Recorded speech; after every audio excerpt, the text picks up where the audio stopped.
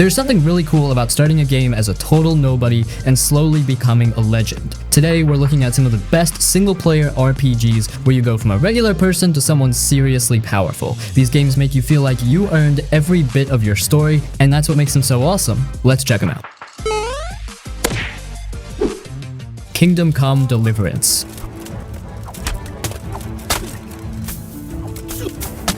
Kingdom Come: Deliverance is one of those rare RPGs where you really feel like a nobody. Like actually useless in the beginning, not in a fake way where the game says you're weak but you're somehow already slaying monsters. No, this game straight up humbles you. You start as Henry, a simple blacksmith's son, and let me tell you, Henry's got nothing going for him at first. He can't read, he can't fight, he doesn't know how to shoot a bow, and he gets tired just from running a short distance. And the world around him really doesn't give a crap. NPCs just treat you like another dumb peasant. Tartars, you say? Well, we'll deal with that later. First, let's have a look at that leg of yours.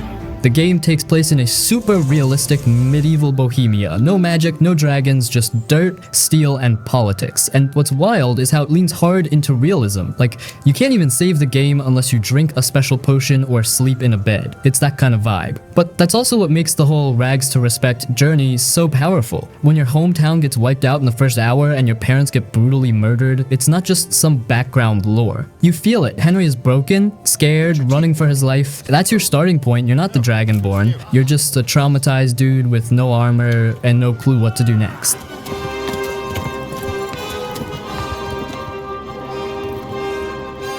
And from there, the game doesn't rush anything. If you want to be good at sword fighting, you don't just equip a better weapon, you have to actually learn the combos. There's real training, real timing, same with lockpicking, reading, even hunting. The world doesn't just hand you experience points for breathing, it makes you work for everything.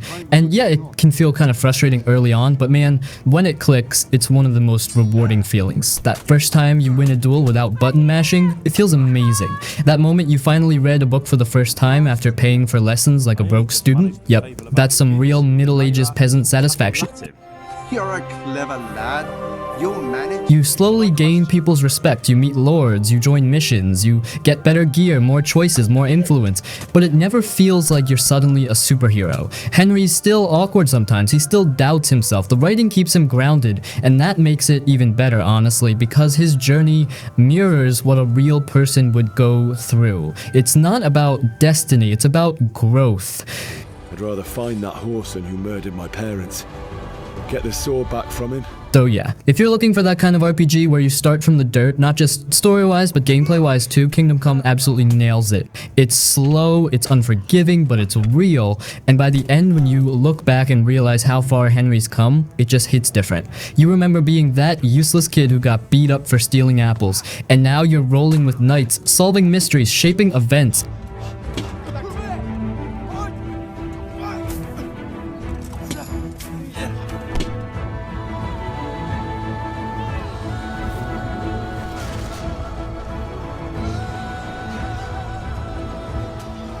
Fallout New Vegas.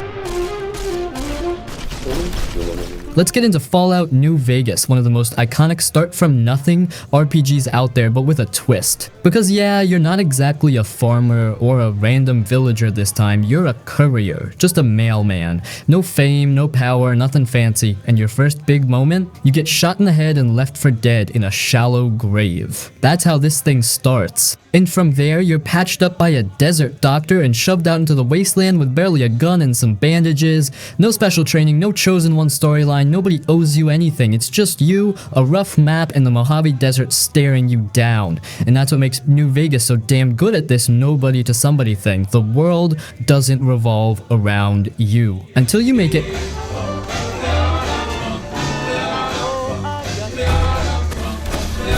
You decide what kind of person you want to be. Want to be a smooth-talking gambler who manipulates everyone? You can. Want to be a brutal merc who solves every problem with a shotgun? Totally fine. Want to just ignore the main factions and do your own thing, blaze your own path? The game lets you. And none of that is handed to you on a silver plate. You gotta work for it. Talk to people, scavenge gear, fight off raiders, get tangled up in the politics between the NCR, Caesar's Legion, and Mr. House. And the craziest part? You can actually end up running New Vegas yourself if you play your cards right. That's the real magic of this game. You go from of being just some dude who almost died in a ditch to basically deciding the fate of the entire region. That's a serious glow up.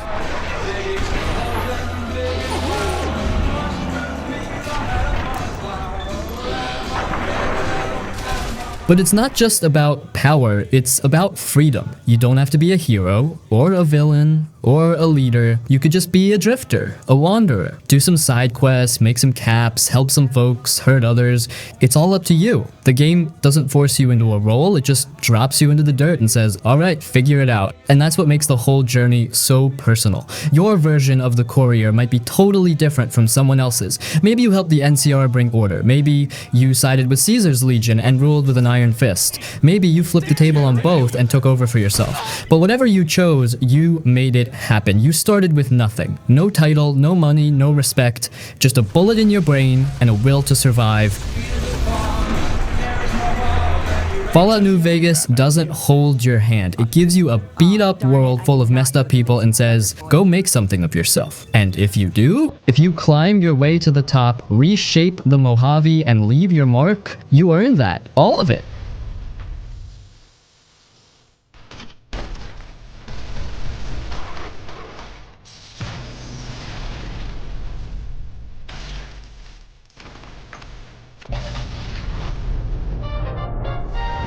Gothic.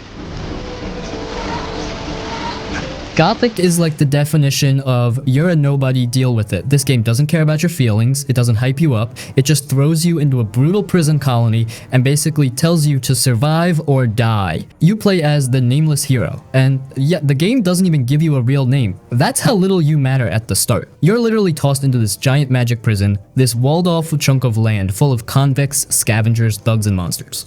No one explains anything, no one helps you, and you're not special. You're not a chosen one. You're just another loser dropped in to rot with the rest.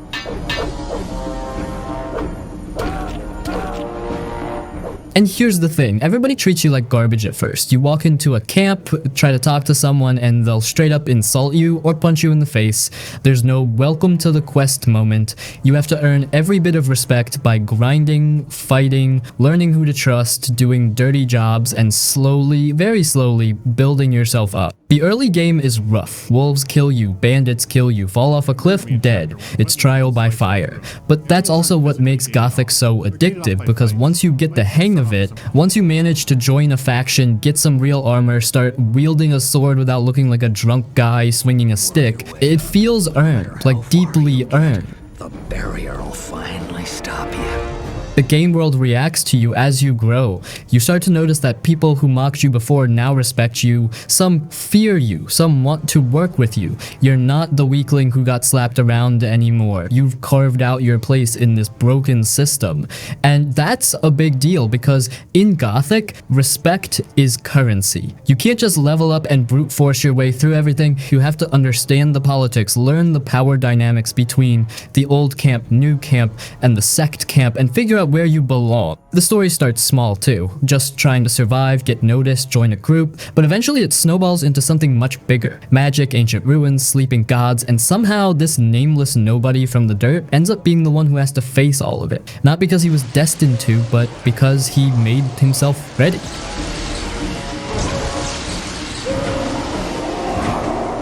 And what's cool is that Gothic doesn't spoon feed you any of this. There are no big glowing quest markers, no friendly NPCs explaining the world in detail. You just explore, screw up, get beat down, and slowly, painfully slowly figure things out. It's one of the most honest RPGs when it comes to showing real progression. Not just stats or loot, but respect, reputation, power that feels real because you had to crawl through the mud to get it. So yeah, Gothic might be old and a little janky, but it's one of the rawest, most hardcore zero to hero journeys you'll ever play. If you want a game that doesn't care who you are and forces you to become someone through struggle, this one's a classic.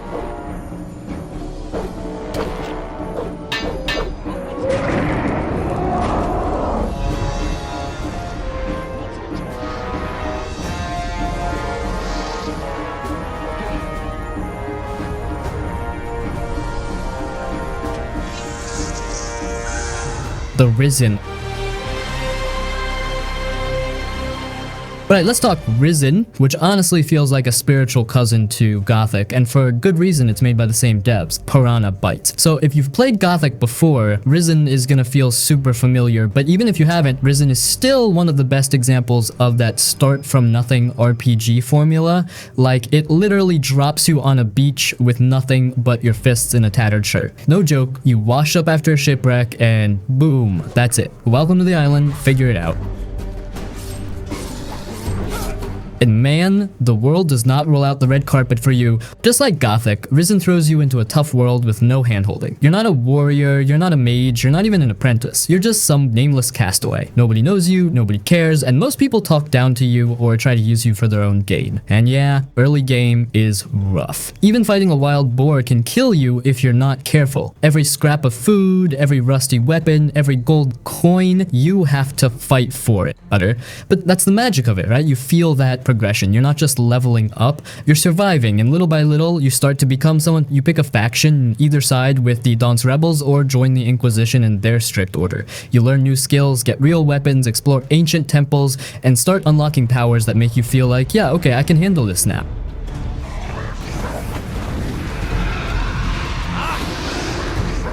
What's cool is that the game is super open-ended, especially early on. You can explore the island, talk to whoever, sneak into places you're not supposed to be, and really shape your journey. There's no giant arrow telling you exactly what to do. It's up to you to pay attention, ask around, and figure out where to go. And that makes every small win feel huge. You remember where you came from. Just some guy who washed up with nothing, and now you're walking around with real armor, casting magic, unlocking ancient secrets buried in the island.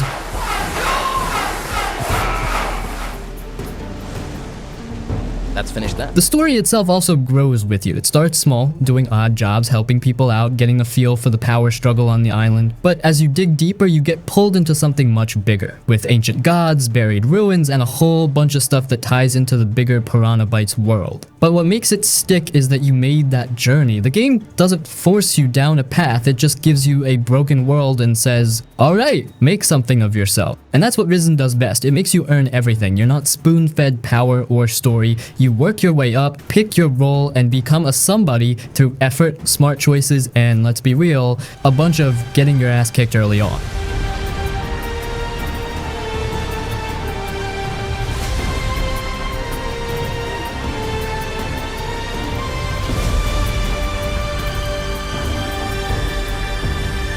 Outward. Now we gotta talk about Outward, one of the most brutally honest RPGs when it comes to making you feel like a nobody. Like, this game doesn't just make you weak at the start, it keeps you weak for a good chunk of the game, but not in a bad way, more like in a, yo, you're just a regular person trying to survive kind of way. And that's what makes it so damn unique. So right off the bat, you're not a hero, you're not the chosen one, you're not blessed by some ancient prophecy, nah. You're just a broke villager who wakes up in debt. Like, the game literally starts with your community telling you, hey, pay your blood price or we're taking your house. No dramatic intro, no monsters attacking a city, just rent. And that's honestly kind of genius.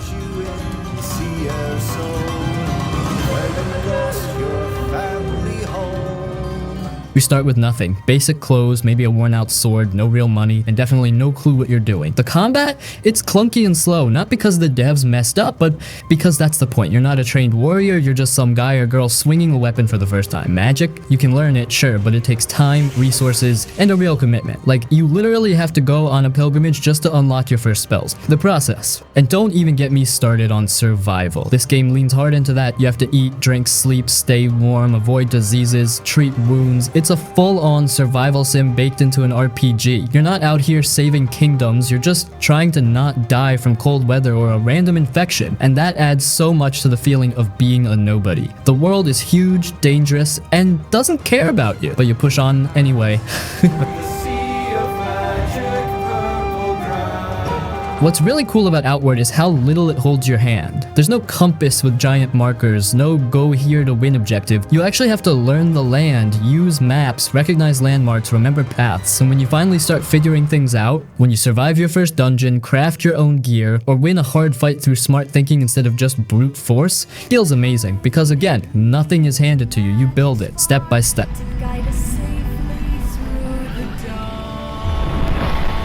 And the game keeps that grounded vibe all the way through. Even late game, you're not some god-level power fantasy, you're still a scrappy adventurer, more experienced, more prepared, sure, but still vulnerable, and somehow that makes the world feel way more real. Like every win is earned, every journey matters. You remember when a wolf nearly killed you near your hometown? Now you're deep in the desert solving ancient mysteries, dealing with powerful factions, but you never forget where you started.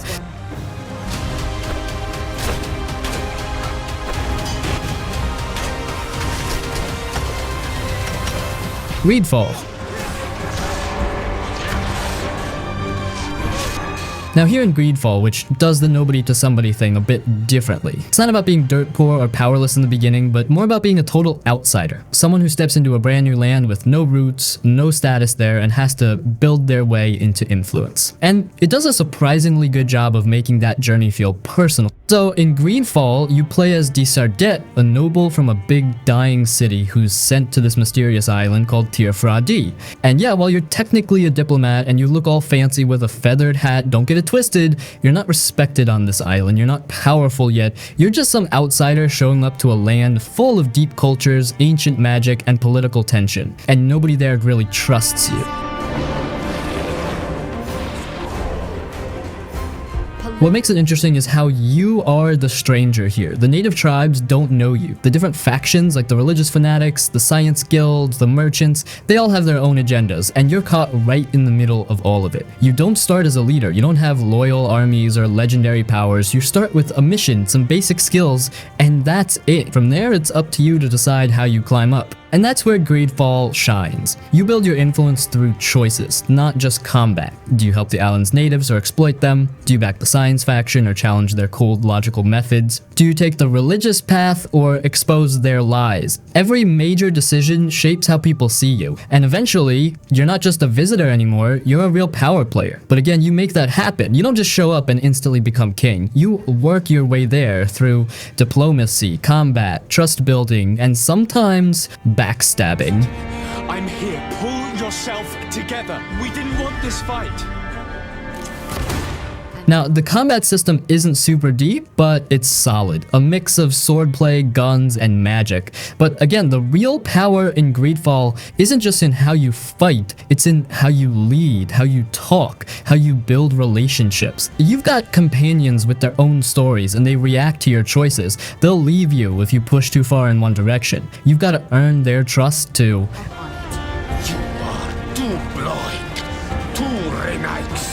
By the time you reach the later parts of the game, you're not that unknown diplomat anymore. You're someone with real influence, respected or feared by tribes and nations alike. You're dealing with ancient gods, forbidden secrets, and massive power struggles. But it doesn't feel random. It feels like a natural climb from a curious outsider to a central figure in a whole world's future. So yeah, Greedfall doesn't start you off starving in a ditch, but it absolutely fits that underdog theme. You're the new face in a world full of ancient traditions and messy politics, and somehow, through smart moves and tough choices, you rise from nobody to the person everyone looks to when things go sideways. It's not about power fantasy, it's about carving a path, building trust, and becoming somebody because of how you play the game.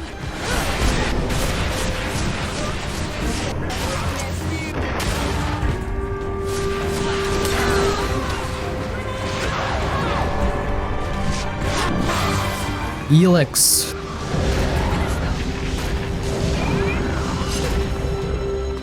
This one takes the whole nobody to somebody idea and throws it into a sci-fi blender with post-apocalyptic vibes, jetpacks, and mutants, and somehow it works. So yeah, this is another one from Piranha Bytes, same folks behind Gothic and Risen, so you already know what that means. You start off weak, broke, and nobody gives a crap about you. Classic.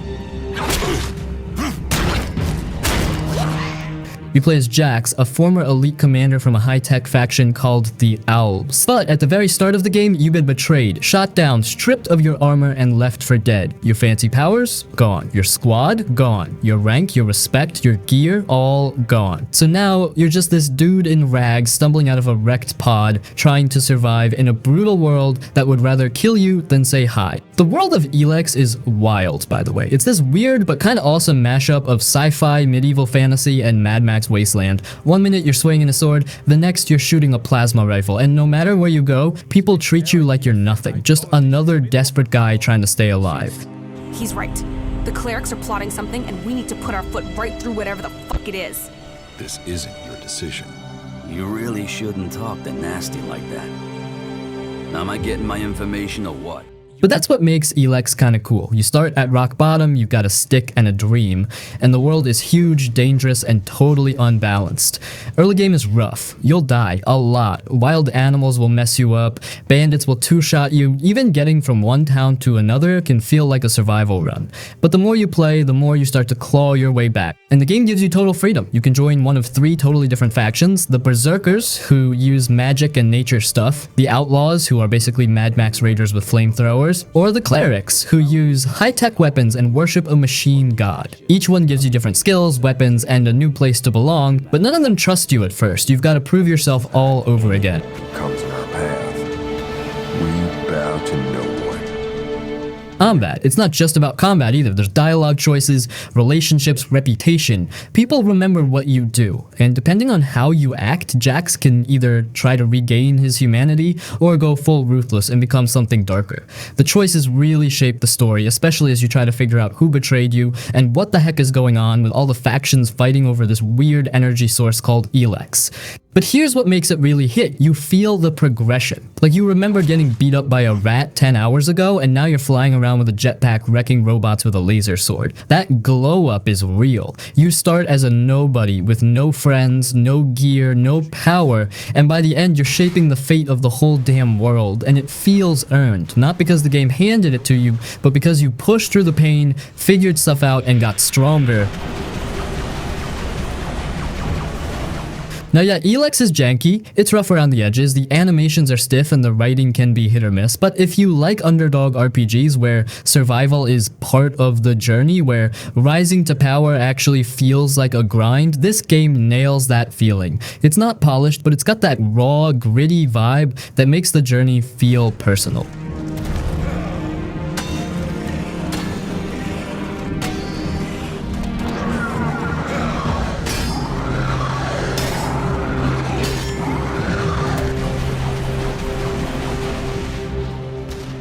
Divinity Original Sin 2. We must fight for the future of our world. There's a big Now we're jumping into Divinity Original Sin 2, which takes the whole nobody to somebody idea and wraps it in one of the deepest, most reactive RPG systems out there. But here's the thing, this game doesn't just start you off powerless, it starts you off hated, like straight up prisoner with a magic muzzle on, dragged to an island where people get cured of their powers, like it's some kind of magical prison camp. So yeah, your life sucks at the start. It plays a sour sir, someone who can use source magic, which in this world is seen as dangerous. Dangerous enough that the Divine Order, the big scary authority group, rounds up source users, throws them on boats, and dumps them on a cursed island called Fort Joy. And that's where you begin. You're in chains, you've got no gear, your powers are shut down, everyone around you either wants to kill you, use you, or just flat out doesn't trust you. The game doesn't pretend you're special, it says, hey, you're a problem, and you're gonna have to fight your way out of this. Good. Magister Williams is just about done with the last passenger.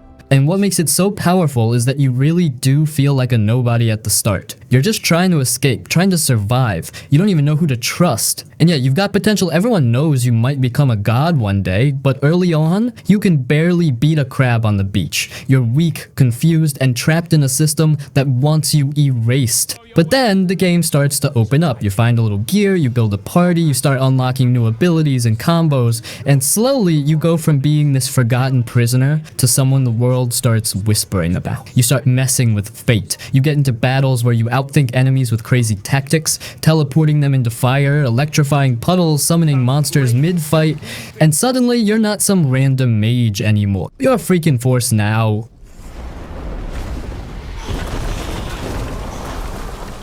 And the thing that really makes Divinity 2 hit is how much it reacts to what you do. The choices aren't just flavor text. They change the world, the characters, the relationships. You choose how to treat your companions, you decide who lives, who dies, which gods you trust, and what kind of legacy you leave behind. It's not just about becoming stronger, it's about deciding who you're going to be now that you finally have that power. By the end of the game, you're not just somebody, you're a god, literally. You reshape the world, but the journey to get there, it's tough. It's full of betrayal, heartbreak, impossible choices. You started as a prisoner in a collar, being bossed around by guards. Now, you're rewriting destiny. That climb is what makes the whole experience so satisfying. Are being hunted, and with good reason. One of us will ascend. And what's crazy is that every character in your party, whether you create your own or use the origin characters like Los, Sabil, or the Red Prince, they all start as nobodies too. Cast out, broken, hunted, and you get to guide them through their own redemption arc, or destruction arc, depending on how you play. So yeah, Divinity Original Sin 2 might look like a classic fantasy game, but it's got one of the strongest nobody to god tier arcs in RPG history. It doesn't hand you anything, you start at rock bottom. But if you stick with it, make smart choices, and fight your way through this brutal, beautiful world, you rise. And that rise feels earned.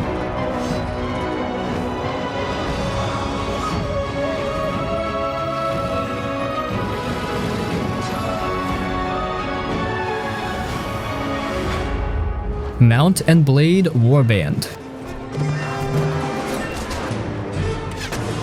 This one is like the ultimate from nothing to legend simulator. No cutscenes, no fancy story, no magical destiny, just you, a random dude or girl with a rusty sword, a horse, and a whole medieval sandbox to mess with. And that's what makes Warband so addicting, because it doesn't tell you who you are, it lets you become whoever you want. You start off as a total nobody. No army, no land, no title, not even decent gear. You pick your backstory, maybe you were a peasant, maybe a noble's kid, maybe a street urchin, but none of that really matters in the long run, because no matter what, the second you spawn into Calradia, the game looks at you and goes, cool, now prove yourself.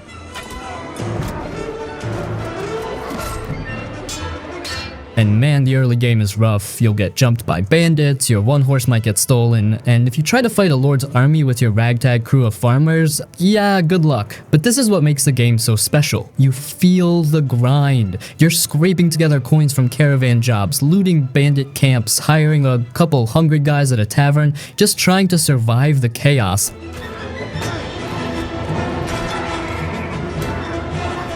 But then, things start clicking. You win a few fights, you build a small squad, you train your men, buy some real gear, get your first taste of leadership, and once you start rolling with 20, then 50, then 100 troops, suddenly you're not running from fights anymore. You are the fight. You go from hiding behind trees to leading full-blown battles with cavalry charges and siege towers crashing through castle walls. And that transition feels earned every step of the way. The best part? You get to choose your path. Want to be a mercenary for a kingdom? Go for it. Want to suck up to nobles and marry into royalty? That's on the table. Want to betray everyone, start your own kingdom, and declare yourself king or queen? You can absolutely do that, and it's not some scripted power trip either. You have to earn it. You need loyal vassals, strong armies, good strategy. You need to manage politics, keep your people fed, and actually hold the land you take. Because yeah, in Warband, everybody's gunning for power, and if you slip, someone else will take it from you.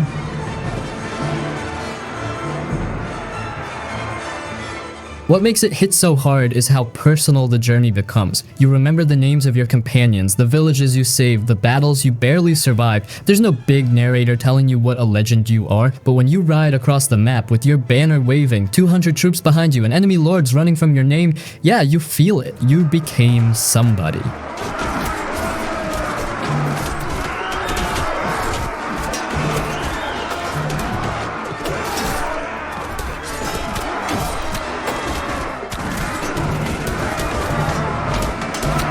Stalker's Shadow of Chernobyl.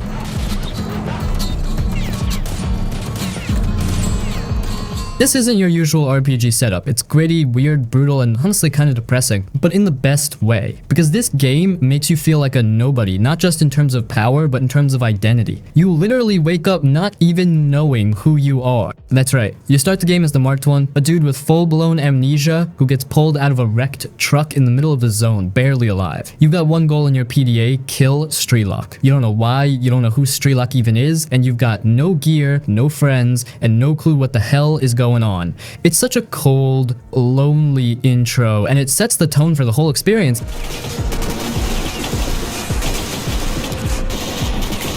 The world of Stalker is this messed up alternate version of the Chernobyl exclusion zone, but it's not just abandoned buildings and radiation, it's a total nightmare.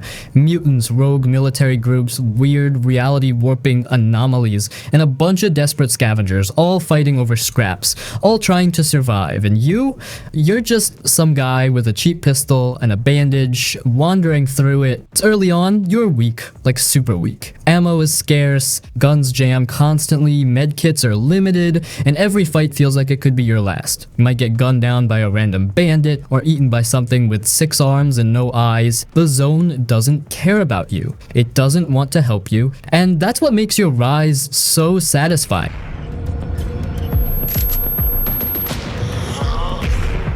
You slowly build yourself up. You start doing jobs for sketchy traders, scavenging weapons from fallen enemies, exploring dangerous ruins to find valuable artifacts. You start learning how to avoid anomalies, how to sneak past enemies, how to manage your weight limit so you don't die from carrying too much junk. You learn survival the hard way, by dying over and over and getting smarter each time. And as you push deeper into the zone, the mystery of who you are starts to unravel. You find clues, old messages, and eventually learn that you're tied to the very heart of what's going wrong here. But what's brilliant is that even as the story gets deeper and more sci-fi, you still feel like you're just barely surviving. It's not a game where you suddenly become a god with superpowers. You're always just a guy with a gun, trying to stay alive in a world that hates you.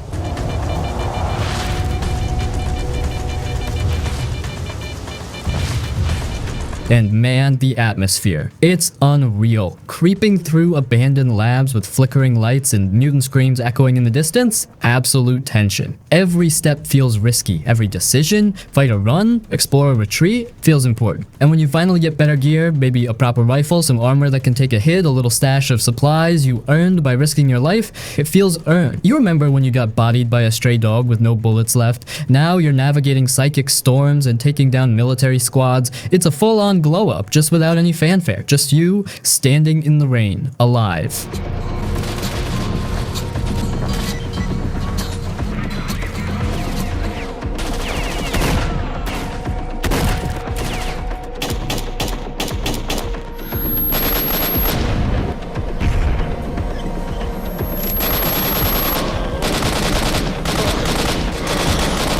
War Tales.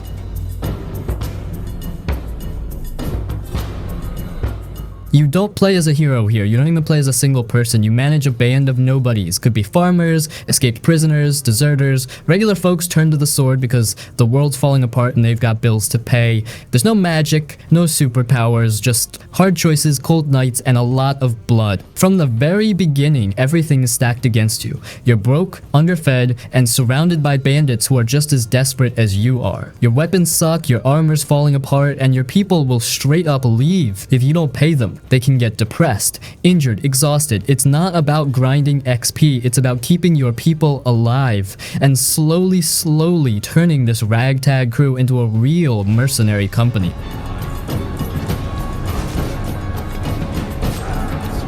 Combat is turn-based and tactical, and it's brutal. Positioning matters, backstabbing matters, morale swings the tide. If one of your guys dies, that's it. They're gone. You feel the pain of losing someone you've kept alive for hours of playtime, but if they survive, if they rank up and you equip them with gear you looted off some rich noble you ambushed on the road, that's the payoff. That's your win. Sink everything in aircraft. No one's been able to stop them.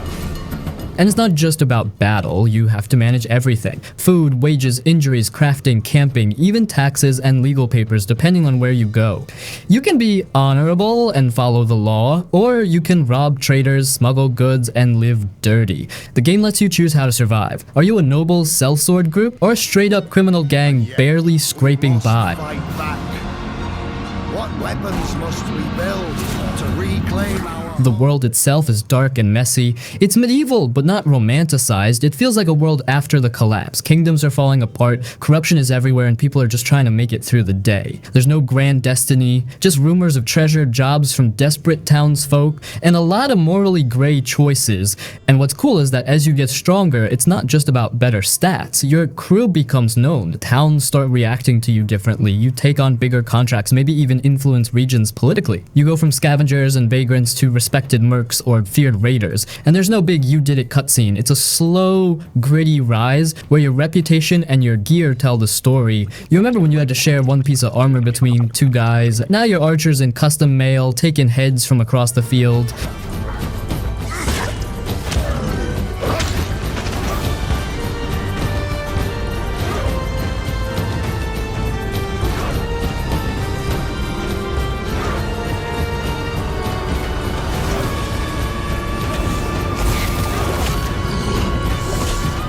Kenshi.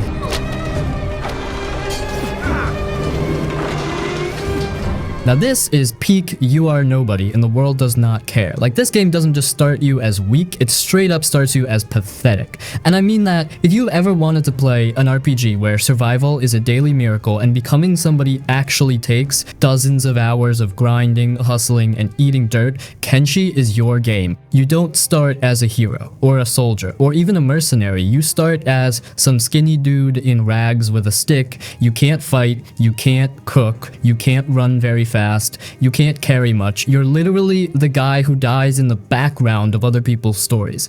And the game is like, cool, but here's a giant open world, figure it out.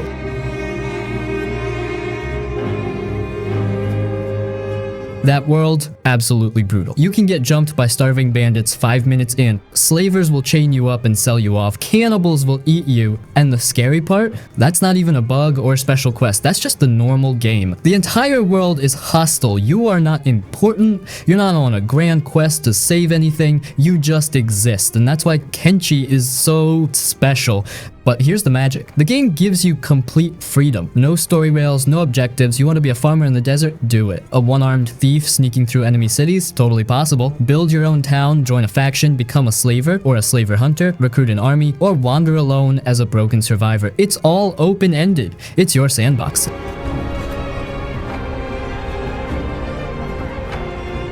And the growth? Man, it's slow. But that makes it real. If you want to get better at sword fighting, you don't just level up, you have to fight over and over. And yeah, you'll lose most of those fights early on, but every time you get beat down, you're learning, your stats go up, you heal, you come back stronger. Even crawling away from a battle with one leg broken, that's progress in Kenshi. You recruit people, you train them, build a little squad, then maybe you start mining, selling iron, making armor, eventually you build a base, maybe now you can defend yourself from bandit raids, maybe now you're the one hunting them, and slowly, very slowly, you go from being just another nobody with a busted leg and no food to the leader of a squad rolling deep in custom armor, taking down entire armies. There's no fanfare, no level up screen with fireworks, but you'll remember the first time you took out a group of bandits without getting knocked out. The first time you survived a battle without losing a limb. The first time your farm made enough money to stop eating rotten bread. Those little wins, they feel massive because you earned them the hard way. So yeah, Kenshi isn't flashy, it's not cinematic, it's rough, janky, and completely unforgiving. But if you want an RPG where you start from absolutely nothing, not even a name anyone cares about, and slowly build your own legend from scratch, this game does it like no other.